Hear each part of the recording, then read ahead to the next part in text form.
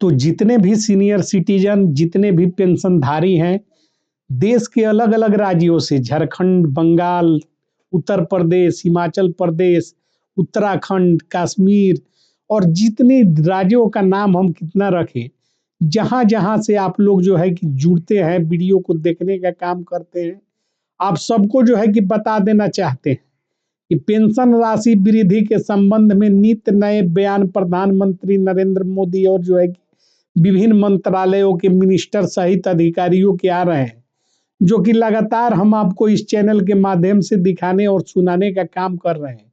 इसके साथ ही पेंशन पर बनी संशय को दूर करने का काम हम करते हैं। आपको ऐसा जो है कि अपडेट देते हैं जिससे आपका जो कन्फ्यूजन क्लियर होता है, आपका जो है कि स्थिति स्पष्ट होता है और आपको जानकारी पूरी मुहैया होती है। तो वीडियो को ज़्यादा से ज़्यादा शेयर करने का काम आपका है और जो है कि वीडियो को लाइक करने का और अच्छा कमेंट करने का काम भी आप ही का है, क्योंकि आपका बाकी का सारा काम हम लोग और कमांडर अशोक रावत साहब की टीम लगातार जो है कि कर रही है। इसी कड़ी में आपको एक नया जो है कि बयान सुनवाते हैं, इसको आप पहले सुनिए, फिर जो है कि स्थिति को स्पष्ट करेंगे। तो सब कुछ आपको जो है कि बताने और सुनाने की प्रक्रिया को हम आज एक बड़ा फैसला ले रहा हूं। पेंशन धारकों को अब तक 1000 मिल रहे थे, लेकिन आज के फैसले के बाद अब सभी पेंशन धारकों को 7500 पेंशन के साथ महंगाई भत्ता मिलेगा और ये बढ़ोतरी है, ये जल्दी आप लोगों को खाते में भेज दिया जाएगा। तो आप लोगों को यह बढ़ोतरी से कैसा लगा बताइए हमें।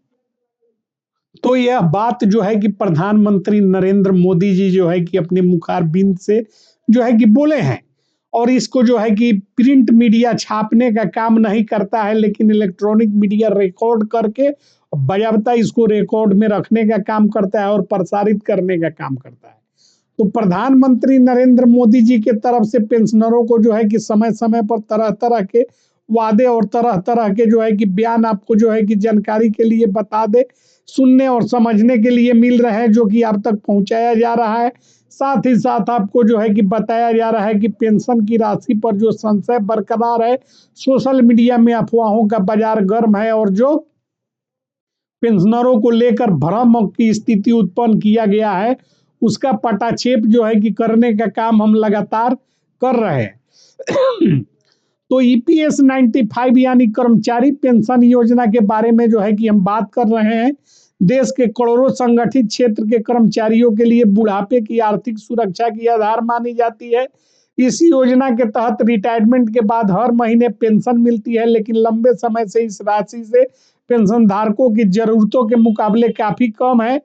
इसी कारण पिछले कुछ वर्षों में ईपीएस 95 पेंशन बढ़ोतरी को लेकर तमाम तरह के अटकलों का बाजार जो है कि शुरू हुआ है और ईपीएस 95 पेंशन कर्मचारी योजना देश के उन लाखों कर्मचारियों से जुड़ी है जिन्होंने अपने कार्यकाल के दौरान नियमित रूप से योगदान दिया है। रिटायरमेंट के बाद मिलने वाली पेंशन ही उनके जीवन का सहारा होती है। इसी वजह से ईपीएस 95 पेंशन में किसी तरह का बदलाव पेंशन धारकों के लिए बेहद महत्वपूर्ण माना जाता है। वर्तमान समय में ईपीएस 95 के तहत न्यूनतम पेंशन 1000 प्रति माह है। लंबे समय से पेंशन धारक यह कहते आए हैं कि महंगाई और मेडिकल खर्च को देखते हुए यह राशि पर्याप्त नहीं है। इसी मांग के चलते पेंशन बढ़ोतरी का मुद्दा बार बार चर्चा में आता रहा है। आज ईपीएस 95 पेंशन को लेकर एक बार फिर बड़ी चर्चा देखने को मिल रही है। 7500 रुपए पेंशन की मांग फिर से सुर्खियों में है और पेंशन धारकों के बीच इसे लेकर उम्मीद बढ़ी हुई है। आज का दिन इस वजह से अहम माना जा रहा है क्योंकि इस मुद्दे पर नई गतिविधि देखने को मिली है। 7500 पेंशन को लेकर कर्मचारी संगठनों और पेंशन फोरम्स लगातार अपनी बात रखते आ रहे थे।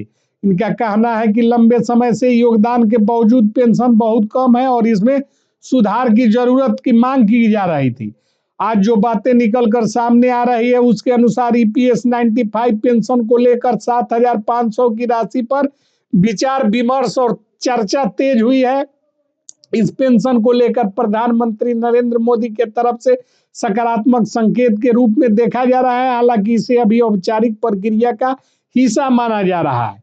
पेंशन से जुड़े मामलों में आमतौर पर अंतिम निर्णय कई स्तरों पर चलकर जो है कि होता है। अगर भविष्य में ईपीएस 95 पेंशन योजना में वृद्धि होती है तो इसका सीधा लाभ पेंशन धारकों को मिल सकता है। उससे उनकी रोजमर्रा की जरूरतें कुछ हद तक आसान हो सकती है। पेंशन धारकों का यह भी कहना है कि ईपीएस 95 योजना में सालों तक अंशदान किया गया है, इसलिए रिटायरमेंट के बाद अब सम्मानजनक पेंशन मिलनी ही चाहिए। 7,500 की राशि इसी सोच को ध्यान में रखकर मांग के रूप में रखी गई है।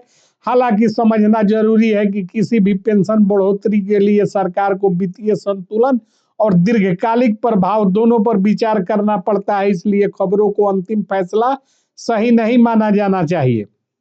ईपीएस 95 पेंशन से जुड़ी कोई अंतिम जानकारी सरकारी अधिसूचना या आधिकारिक बयान के बाद ही पूरी तरह से स्पष्ट होती है। जब तक ऐसा नहीं होता तब तक इसे अपडेट और चर्चा के रूप में ही देखा जाना चाहिए। पेंशनधारकों को सलाह दी जाती है कि वह किसी अपुष्ट जानकारी पर तुरंत भरोसा न करे, सिर्फ आधिकारिक सूचना और सरकारी अपडेट को ही अंतिम माने। इस निष्कर्ष यही है कि ईपीएस 95 पेंशन को लेकर 7,500 की राशि पर बड़ी चर्चा सामने आई है, जिसमें पेंशन धारकों को नई उम्मीद जगी है। अंतिम फैसला आधिकारिक घोषणा के बाद पूरी तरह साफ होगा।